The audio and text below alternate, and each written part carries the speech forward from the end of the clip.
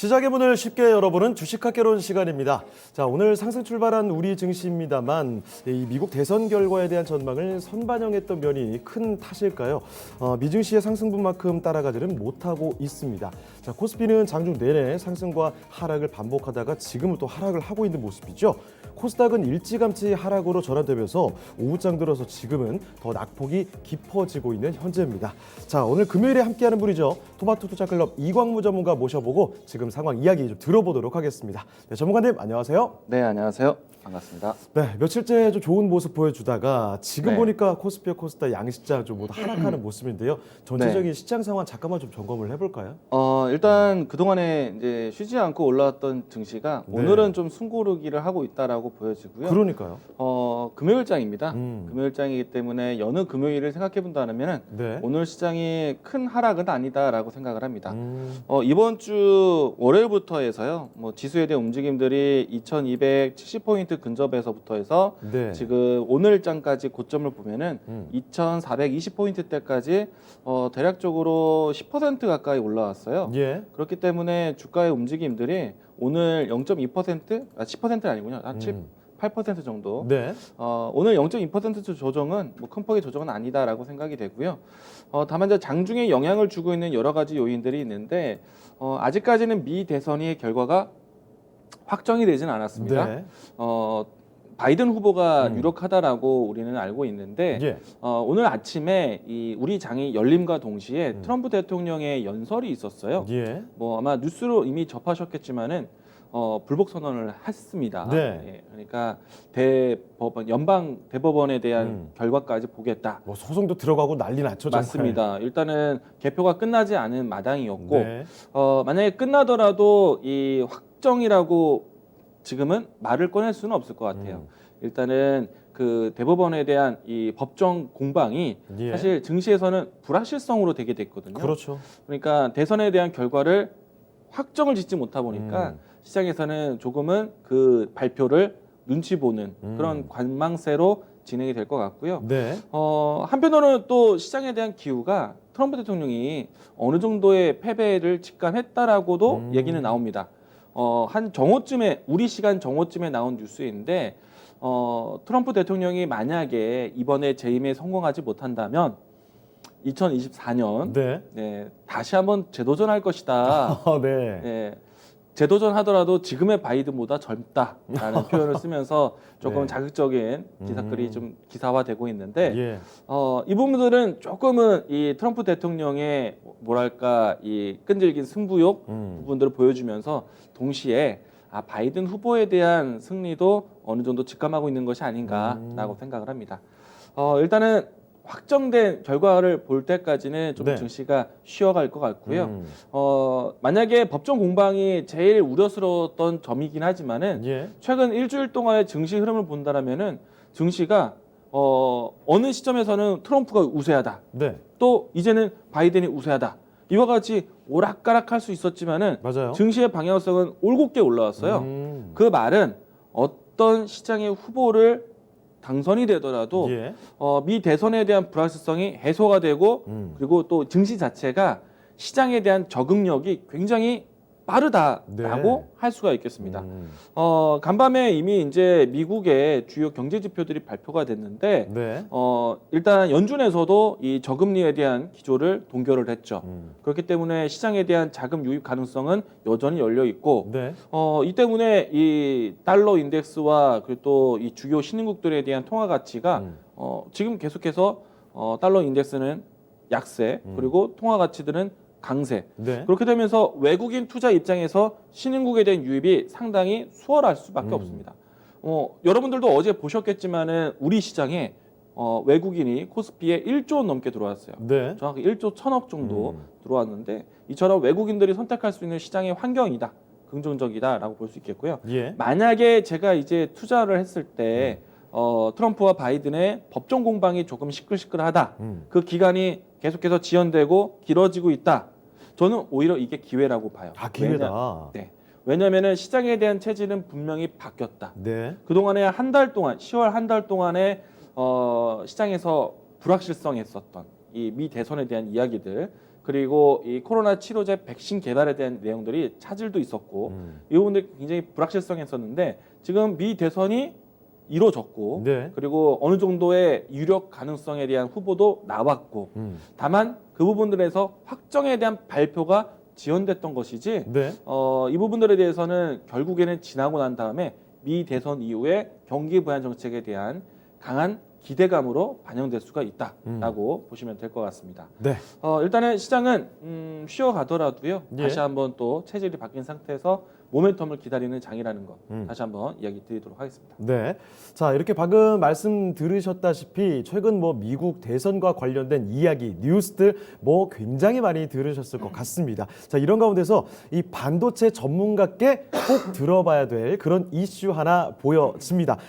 미국의 반도체, 통신용 반도체 기업이죠. 퀄컴이 하루 만에 주가가 12%뭐 굉장히 많이 올랐습니다. 자, 이렇게 많이 올랐던 게 실적이 그만큼 잘 나왔다면서요. 우선 이제 이 이야기 퀄컴에 대한 이야기를 네. 건네드리길 때 네. 미증시를 한번 확인해보고 가도록 하겠습니다. 그러도록 하죠. 나스닥 종합지수를 보도록 하겠는데요. 예.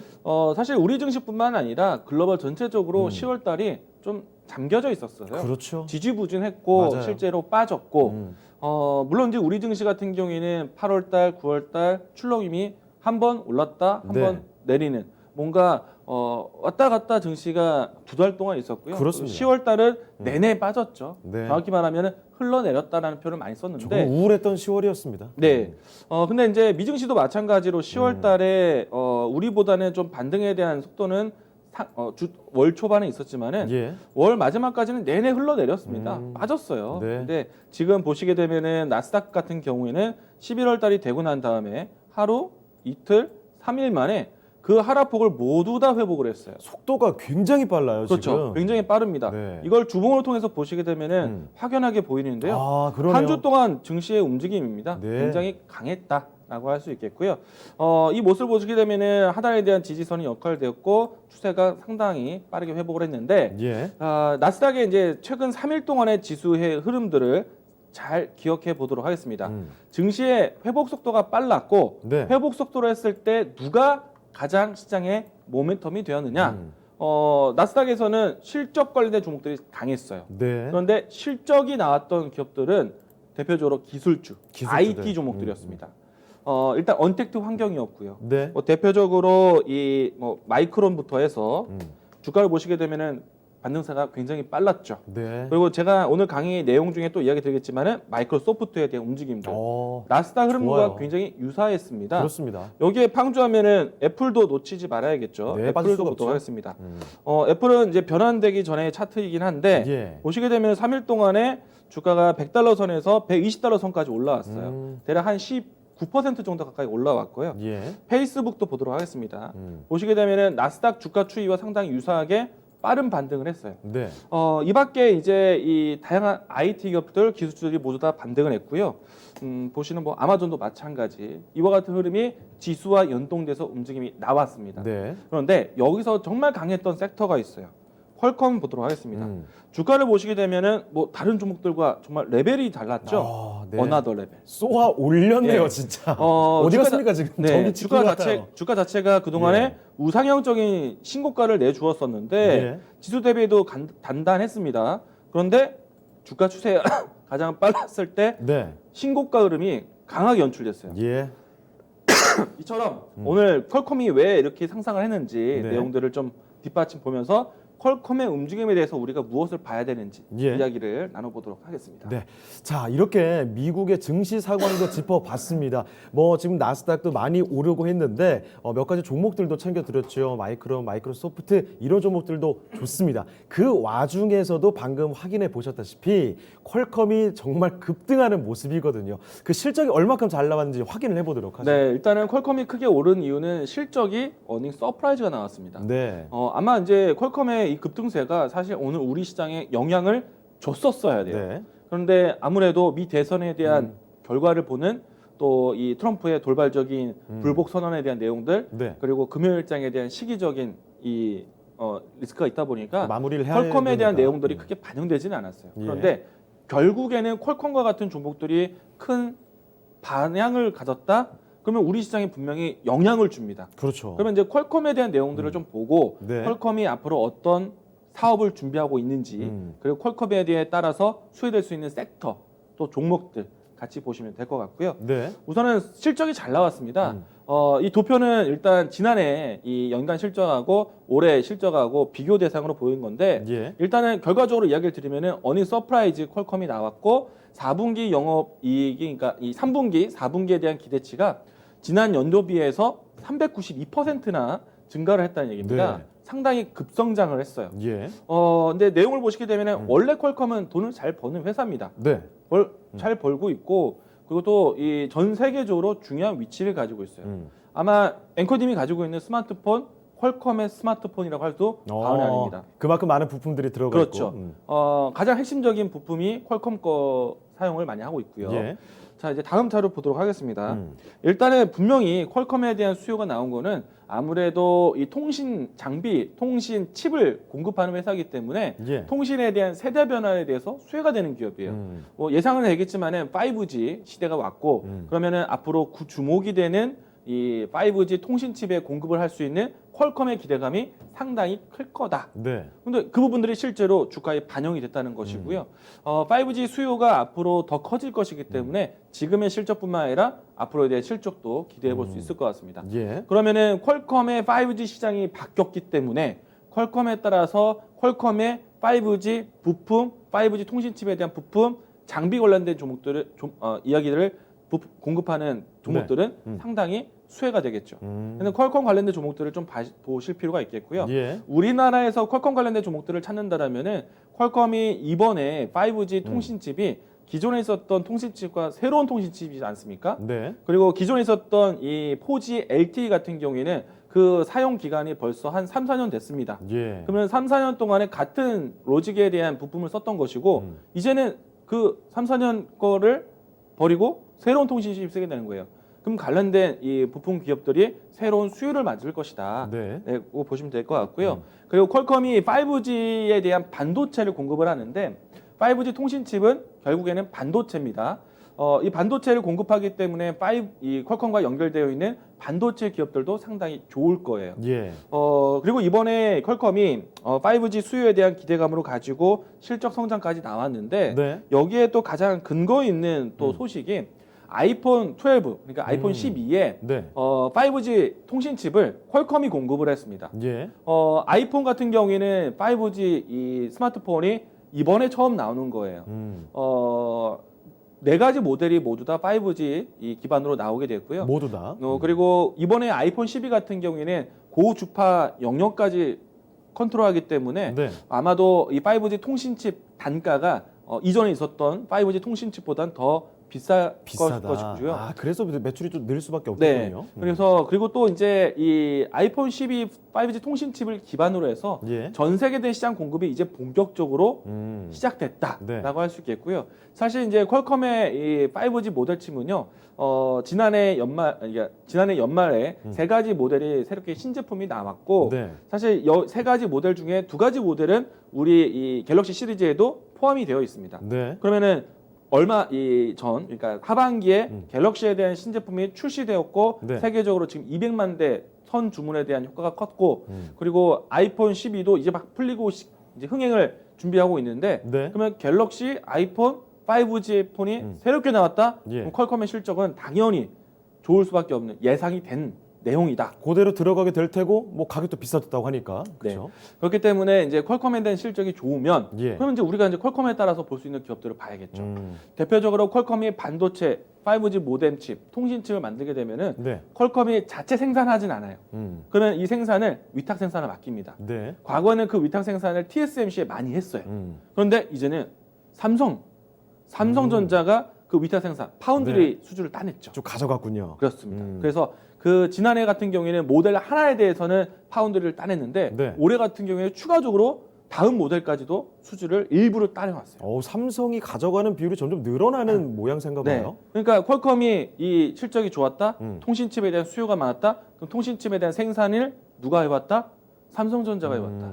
그리고 이 퀄컴의 이 모뎀칩 같은 경우에는 사실 애플과 아이폰뿐만 아니라 전 세계에 모두 다 공급한다 해도 과언이 아니에요. 네. 그러면 주요 기업들의 이 통신, 그러니까 스마트폰에 대한 출시를 하게 된다면은 네. 그 스마트폰에 맞는 어플리케이션, AP를 개발하게 되는데 그 개발하게 되는 설계라든지 이런 부분들 퀄컴이 직접 하지 않습니다. 예. 설계 기업이 따라가서 가요. 그러면은 우리나라 내에서도 TSMC 내에서도 이 퀄컴의 팹리스를 받을 수 있는 기업들 이걸 지켜보셔야 돼요. 네. 퀄컴이라는 기업이 잘 되는 거는 5G이기 때문에 5G 관련된 종목들을 지켜보지만 실질적으로 그 수요에 대한 핵심은 부품들은 다 반도체부터 해서 IT 부품들이라는 거 관심 있게 보셔야 되겠고요. 예. 그리고 퀄컴이 시작했다라면은 5G에 대한 통신에 대한 환경은 당연히 구축되겠죠. 네. 당연히 5G 관련된 종목들은 지켜보셔야 되는 거고요. 오늘 어떻게 보면은 퀄컴의 이 수요가 늘어남에 따라서 네. 5G 환경에 대한 속도를 붙여야 되기 때문에 5G 관련된 종목들은 오늘 올랐어도 타당한 이유다라고 네. 할 수 있겠고요. 만약에 오늘 예. 다만 이제 이 퀄컴의 좋은 소식인데도 불구하고 5G 관련된 종목들이 못 갔다. 그러면은 이거는 다시 한번 조정의 기회, 매수의 기회를 볼 수 매수의 있겠다는 기회다. 거 참고하시면 좋을 것 같고요. 예. 네. 지금 평소보다 목 컨디션이 좋지 않으셔서 힘드신 것 같습니다. 자, 지금 퀄컴에 대한 이야기 전해드리고 있습니다. 실적이 잘 나왔어요. 퀄컴이 세계적인 또 통신용 반도체 기업이지 않겠습니까? 퀄컴이 이렇게 주가가 급등하고 잘 나간 만큼 관련된 종목들, 수혜를 받을 수 있는 기업들로 우리가 시선을 옮길 필요가 있다는 거죠. 자, 반도체 기업들 당연하죠. 삼성이 점점 지분이 높아지고 있습니다. 가져가는 수주를 따내는 몫이. 거기다가 또 5G 관련된 종목들도 우리가 챙겨봐야 된다는 사실 말씀을 드리고 있는데요. 자, 여기서 더 그럼 이야기 이어가 보도록 하죠. PPT 내용을 천천히 보겠습니다. 천천히. 예. 일단은 퀄컴은 스마트폰 쪽에 주력해서 모뎀 칩이 나옵니다. 네. 쉽게 말하면은 이 스마트폰에 들어가는 반도체를 만드는 회사예요. 일단은 그 모델들이 이 앞에 있는 모델들인데 가운데 있는 모델이 가장 유명합니다. 네. 스냅드래곤 칩인데요. 이거는 전 세계 스마트폰에 이제 앞으로 들어갈 것이다라고 해도 과언이 아니다라고 할 수 있겠고요. 물론 이제 이 자체적으로 이 통신칩을 개발하는 회사들이 있습니다. 예. 첫 번째가 삼성전자, 또 두 번째가 화웨이. 이와 같은 기업들은 자체 생산 반도체를 넣을 거예요. 네. 근데 이제 이 기존에 있었던 통신칩에 대한 공급 라인들을 해치면서 자체 개발 칩을 넣지는 않을 것이고요. 네. 이 때문에 삼성에서도 스마트폰이 나왔을 때 예를 들어서 한 시리즈에 4가지 폰이 나온다. 그러면 한 가지 정도는 삼성 자체 스마트폰 통신칩을 넣지만은 나머지 3개에 대해서는 퀄컴이 들어가요. 네. 그렇기 때문에 퀄컴과 연결되어 있는 부품들이 계속 사용된다는 얘기고요. 중요한 거는 앞에서 이야기 드린 것처럼 이 파운드리에 대한 시장, 팹리스에 대한 시장까지도 같이 봐야 된다라고 했고, 근데 다만 이제 왼쪽 오른쪽에 이 글들을 보시게 되면요, 스마트폰에 대한 네. 왜 이렇게 즐거워하시죠? 아닙니다. 스마트폰에 대한 이 수요뿐만 아니라 앞으로 이 모빌리티, 그러니까 이 근거리 통신이라든지 스마트폰이 아닌 다른 기기로 해서 통신할 수 있는 혹은 이 뭐랄까 와이파이부터 해서 블루투스 할 수 있는 그런 이제 칩에 대한 연결고리까지 가지고 있어요. 예. 그래서 퀄컴의 전체적인 수요에 대한 낭을 보시게 되면은 꼭 스마트폰에서만 나오는 것은 아니다라고 할 수 있겠고요. 네. 다음 자료 하나 보도록 하겠습니다. 예. 퀄컴 같은 경우에는요, 스마트폰 반도체 칩이 가장 주력이긴 합니다. 네. 보시면은 이 파란색 부분이 퀄컴의 이 CDMA 그러니까 테크놀로지라고 해서 QCT라고 하는데 네. 이게 이 통신 칩이에요. 과거에 LTE 버전 이전에 CDMA 통신부터 해가지고 예. 이쪽 사업부의 이름이 이 CDMA 테크놀로지로 되어 있는데요. 그 위에 있는 이 옅은 이 보라색 같은 경우에는요, 라인센스. 네. 그러니까 이 퀄컴의 개발의 원천 기술을 가지고 다른 기업들이 개발했을 때 예. 라인센스에 대한 비용이에요. 뭐 혹은 이제 퀄컴이 원천 기술에 대한 아이디어와 제품을 만들었지만은 네. 이 생산을 파운드리, 그러니까 위탁 생산해서 직접 하지 않고. 퀄컴이 직접 하지 않고 이 다른 주체로 해서 퀄컴에 대한 이 네임링만 따오는. 예. 그래서 얻어지는 게 이제 라인센스 수요인데 본 반도체에 대한 수요 이상의 이제 네. 못지않게 큰 수요입니다. 라이센스 들어오는 네. 돈도 굉장히 많네요. 쉽게 말하면은 이 원천 기술 자체가 퀄컴이 가지고 있기 때문에 예. 만약에 퀄컴의 반도체를 쓰지 않는다면은 퀄컴의 기술을 쓰고 있는 것이다라고 할 수도 있어요. 네. 그러면은 이만큼의 영역이 퀄컴의 기술을 쓰고 있다는 얘기예요. 네. 그러면은 이 영역에 대한 라이센스를 가져가려면요, 퀄컴의 허락을 받고 퀄컴에 대한 라이센스 비용, 로열티를 주면서 쓰게 되는 수익이 부분인데 예. 이 부분만큼의 수요가 있다라는 건요, 이 부분에 대한 설계가 따로 돼 있다는 얘기예요. 네. 그럼 팹리스 기업들이 상당히 좋다는 얘기입니다. 그렇군요. 그런데 이 퀄컴의 이 수요가 결국에는 스마트폰에 대한 수요거든요. 네. 그러면 이제 그 수요가 앞으로 증가세로 이제 전환이 됐다. 그러면은 스마트폰에 대한 팹리스부터 해서 스마트폰에 대한 설계 이 내용들이 커질 수 있기 때문에 반도체 기업들의 파운드리 시장도 괜찮다라고 네. 우리가 전망을 해야 되는 거예요. 이 내용들 근간으로 해서 좀 설명을 좀 드렸고요. 예. 실적에 대한 변화는 되살아나고 있다는 거. 그런데 여기에 좀 재미난 내용들이 있습니다. 어떤 건가요? 근데 일단 첫 번째는 스마트폰에 대한 수요가 앞으로 더 커질 거라는 얘기예요. 다음 자료 하나 보도록 네. 하죠. 퀄컴이 5G 폰으로 해서 이제 2020년도에 실적 변화가 지난해에 비해서 300% 이상, 네. 거의 400% 이상 가까이 성장했다라는 거는 이 큰 기업이 그것도 네. 1년 만에 이렇게 네. 몇 배가 커졌다는 거 정말 놀랄 네. 만한 거죠. 근데 앞으로 이제 5G 폰은 더 풀릴 것인데 그러면은 그 수요가 어마어마하게 있죠. 예. 우리가 퀄컴 주식을 사면 됩니다. 예, 진작에 샀었어야 돼요. 네. 일단은 그 부분들을 반영이 돼서 퀄컴은 지금 신고가가 나오고 있는데 앞으로 5G 폰에 대한 시장에 대한 풀리는 이 연간 대수가 굉장히 커질 거란 얘기예요. 네. 아마도 이제 LTE 폰에 대한 수요는 완전히 확실히 줄어들겠죠. 재고가 있는 스마트폰이 소비되는 정도인 거지, 풀리는 정도인 거지. 앞으로 스마트폰이 나오는 거는 모두 다 5G 폰일 것이다 네. 라고 해도 우리가 과언이 아니다라고 생각되고요.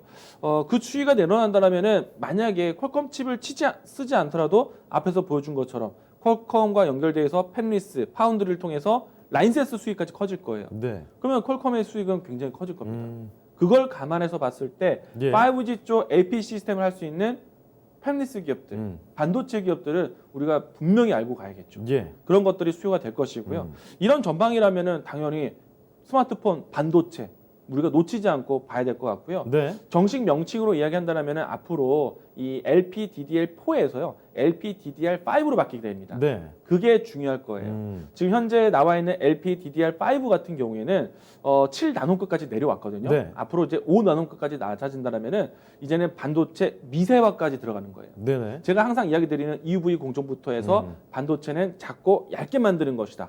그런 슬로건이 녹아 들어가는 거죠. 예. 예, 이런 부분들을 좀 염두에서 보시면 될 것 같고요. 다음 자료도 하나 보도록 하겠습니다. 네. 5G의 스마트폰 칩셋에 대한 시장이요, 앞으로 어마어마하게 커질 것이다.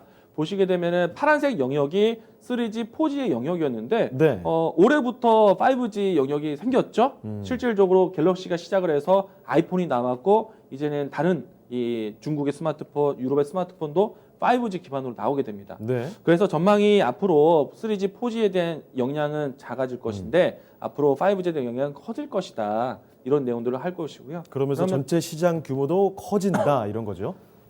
칩셋 시장 저기 써 있는 게 230억 달러입니다. 네. 230억 원도 굉장한 숫자인데 달러기 때문에 시장이 얼마나 커질지가 가늠이 좀 되는 것 같아요. 네. 그렇기 때문에 스마트폰에 관련된 이 반도체가 중요하다는 얘기예요. 네. 퀄컴이 결국에 실적이 나왔기 때문에 이 퀄컴의 사업 부분에 대한 이제 캐파 능력을 좀 볼 건데요. 예. 다음 자료 보도록 하겠습니다. 보시게 되면은 2019년도보다 2020년도 앞으로 성장에 대한 속도가 이만큼 커질 것인데 예.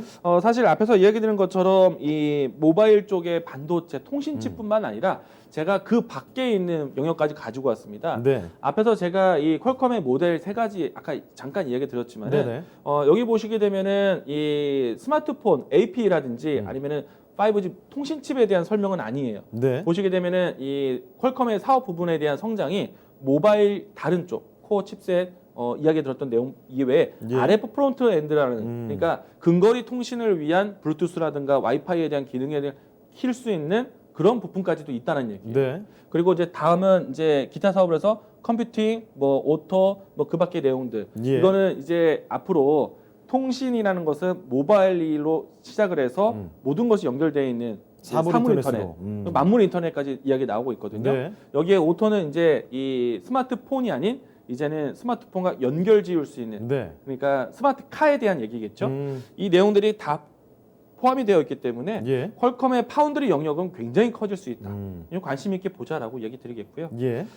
일단은 이 내용들로 가지고 사실은 여러분들이 키워드를 RF 프롬프트 엔드라든가 그리고 이 다른 영역이긴 하지만은 이 내용들은 좀 단어를 외워 놓으신다면은 요 키워드를 예. 이 키워드에 네. 직접적인 회사들이 또 있어요. 부품을 공급하는 회사들이 분명히 있습니다. 네. RF 프론트 엔드라는 이 명칭으로 해서 제품을 수요로 하는 기업들이 있어요. 예. 안 알려드릴 겁니다. 그래요? 나중에 공개해 직접 주실 찾으셔요. 거죠? 이건 찾으셔야죠. 그래요? 예, 이걸 이제 네. 이야기 드린 것이고요. 음. 다음 자료 보도록 하겠습니다. 네. 퀄컴이 수요가 원래 이렇게 항상 있었느냐? 네. 근데 수요에 대한 공백이 조금 있었어요. 2019년도에가 그때인데 퀄컴이 아이폰에 대한 수요로 해서 지금 어느 서프라이즈가 나왔습니다. 예. 그런데 퀄컴이요 아이폰의 수요가 사실은 정확히 말하면 18년, 19년도에 특히나 19년도에는 아이폰 수요가 없었어요. 그래서 이제 퀄컴이 본격적으로 아이폰의 수요가 나오면서 네. 시장에 대한 확대가 커졌고요. 근데 사실 이제 19년도 같은 경우에는 아이폰의 신제품도 사실 지지부진했고 2020년도 하반기에 나왔고 그리고 앞으로 이 아이폰 12에 대한 풀리는 것을 보게 되면은 앞으로 아이폰에 대한 수요가 이만큼 커질 것이다. 예. 이걸 보시게 되면은 퀄컴 아이폰 연결해서 부품을 공급하는 기업들을 관심 있게 보셔야 되는데 참 재밌는 게 사실 아이폰이라는 거는 매년 신제품이 나온 것은 아니거든요. 네. 예전 같은 경우는 2년 주기로 나오기도 했습니다. 그런데 항상 이제 실적이 있다가 이때 19년도에 퀄컴이 채택이 되지 않았어요. 다음 자료 하나 보도록 하겠습니다. 네. 아이폰 쪽으로 넘어갈 건데요. 아이폰 주요 부품 이제 공급 체인입니다. 네. 보시게 되면 2017년도 아이폰 8부터요. 아이폰 지난해 10일까지의 기록인데 이 퀄컴 같은 경우에는요. 이 안에서 이 모뎀 그러니까 프렌시버 그러니까 통신칩에 대한 부분이거든요. 예. 여기서 이 인텔과 퀄컴이 쓰였는데 그러네요. 17년도까지 쭉 있었다가 네, 18년부터. 2018년도부터 해서 19년도 때까지는 빠졌어요. 빠졌습니다.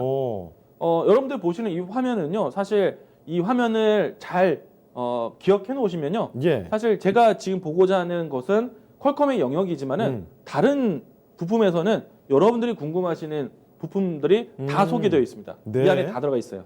그런데 이제 일단은 퀄컴에 대한 내용을 보면은 예. 2017년도에 까지 아이폰을 공급을 했다가 네. 18년도, 19년도에는 아이폰 공급이 단절이 됐어요. 인텔만 들어가네요. 인텔만 선택이 됐습니다.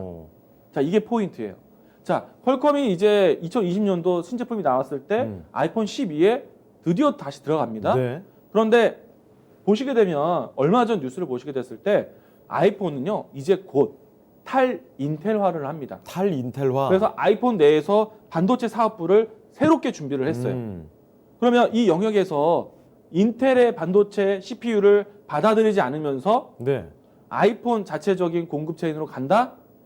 홀로서기 하기 당장은 안 될 거예요. 퀄컴은 이 안에 계속 포함이 될 것이고 예. 또 동시에 퀄컴과 친퀄컴 같은 경우에는 인텔에 대한 부품을 빼는 공백에 대한 자리가 네. 다른 기업이 대체될 수 있다는 얘기예요.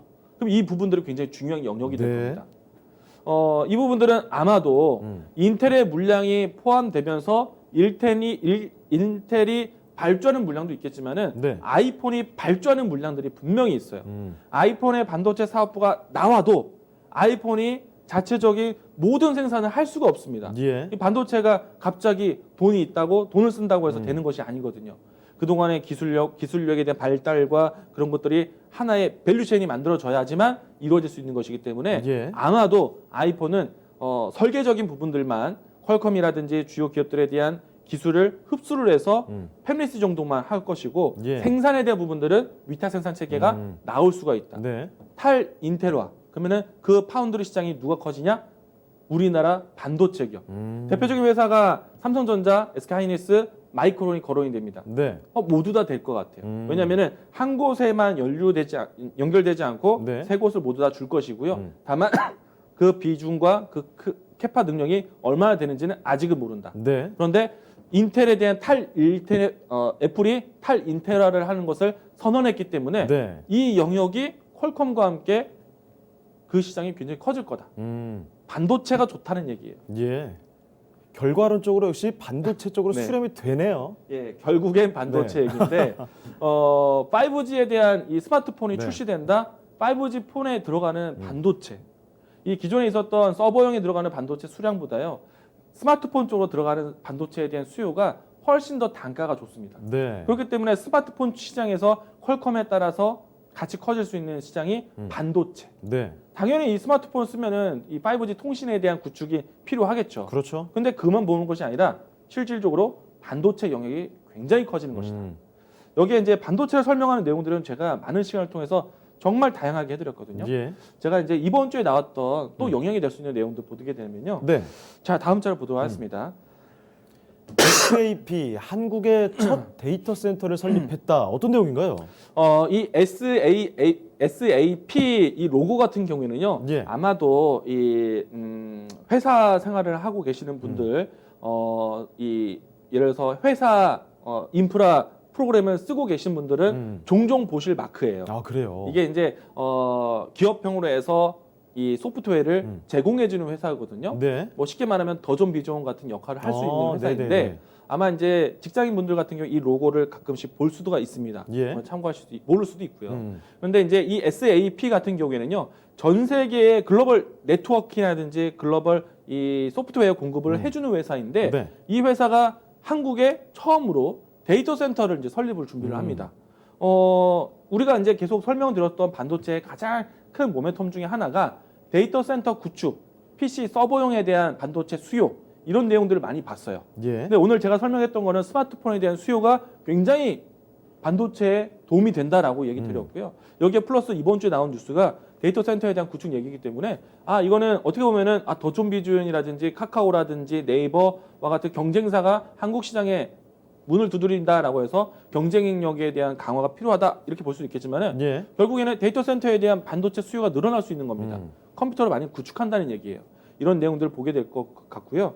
여기에 이제 추가적으로 앞에 퀄컴에서 이 AP 모뎀 쪽뿐만 아니라 다른 영역도 있다라고 했어요. 예. 근데 그 다른 영역에서의 수요가 앞으로 성장할 것인데 그 성장하는 배경은요 클라우드 서비스예요. 클라우드 서비스. 클라우드 서비스입니다. 그래서 이 AAP와 데이터 센터의 구축 이와 같은 내용들이 같이 보게 되면요 네. 클라우드 서비스에 대한 부분들이 좀 더 또 활성화될 거예요. 그러면은 또 여기서 수요는 반도체, 네. 클라우드 서비스, 클라우드 컴퓨팅에 대한 부분들이 구현되기 위해서는 데이터 센터 그리고 클라우드용 이 서버가 구축이 돼야 돼요. 네. 그러면 이제 가장 크게 수요가 되는 게 이제 엔비디아. 근데 엔비디아와 또 연결되어 있는 회사가 우리나라예요. 어떤 회사죠? 삼성전자, 아, 삼성전자부터 해서 SK 하이닉스까지 이 회사들이 엔비디아에 모두 다 연결되어 있어요. 네. 이 하나의 밸류, 하나의 체인이 다 연결되어 있다는 얘기고요. 제가 이제 또 하나 보도록 하겠습니다. 예. 다음 자료 보도록 하죠. 이번에 SAP에 대한 소식은 나왔지만 네. 사실 우리나라 안에 데이터 센터를 구축하겠다는 회사들이 굉장히 많아요. 네. 대표적인 회사가 이제 구글입니다. 구글이 우리나라에 이 데이터 센터 구축하는 계획을 내놓으면서요. 이 계획을 2018년도에 내놓았고요. 2019년도부터서 본격적으로 시작을 했고 2020년도, 21년도 때까지 계속해서 서버 구축에 대한 수요가 늘어날 겁니다. 네. 그런데 이제 이 구글이 시작하면서 흔히 말하는 팡주, 기술주들의 주요 IT 기업들이 모두 다 데이터 센터 구축 계획을 내놨어요. 예. 뭐 팡주 하면은 페이스북, 아마존, 뭐 그리고 뭐 마이크로소프트, 그리고 뭐 구글 이와 같은 기업들이 이제 되게 되는데 예. 이들 기업들이 모두 다 이 서버 구축, 서버 투자, 데이터 센터 투자에 계속해서 투자금을 늘려가고 있고요. 그러네요. 특히나 이제 이제 후반 와서 이제 그 규모가 굉장히 커졌습니다. 네. 네, 이 내용을 가지고 제가 예전에 한번 강의를 하기도 했었는데 이 투자에 대한 사이클이요. 인텔의 신제품 나오는 사이클과 동일합니다. 아, 그래요? 예, 왜냐면은 CPU라는 새로운 신제품이 나오면서요. 네. 서버 구축에 대한 비용에 대한 투자가 신제품에 투자를 많이 하게 되거든요. 당연히 이제 기존에 있었던 기종보다 네. 예를 들어서 새로운 신제품에 대한 사이클이 나오게 되면은 대략 2배 정도의 성능을 보여주기 때문에 예. 그러면 당연히 기존에 있었던 것이 아니라 똑같은 한정된 공간 안에 같은 크기를 쓴다라면은 네. 성능이 좋은 걸 써야겠죠. 그래야 효율이 더 좋게 나오지 않겠습니까? 네, 그래서 기업들은 대부분 CPU의 신모델이 나왔을 때 예. 새로운 서버 투자를 하거나 기존에 있었던 서버에 교체 투자를 하거나 이렇게 사이클이 만들어지게 됩니다. 네. 이거는 이제 제가 하나 더 이야기를 드리면은 올해 인텔이 이 CPU 신제품 출시를 지연했어요. 네. 인텔의 주가가 그래서 안 좋은 겁니다.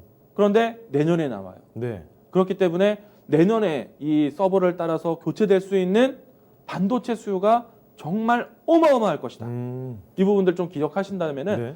서버에 대한 투자에 대한 추이에 대해서 내년 시장이 정말 기대가 된다. 실제로 그런 움직임이 보여져 왔으니까 예상이 네. 되는 거죠. 우리가 만약에 컴퓨터를 구축하고 서버를 만들고 인터넷을 깔았어요. 예. 그럼 이제 또 뭐가 잘 될까요?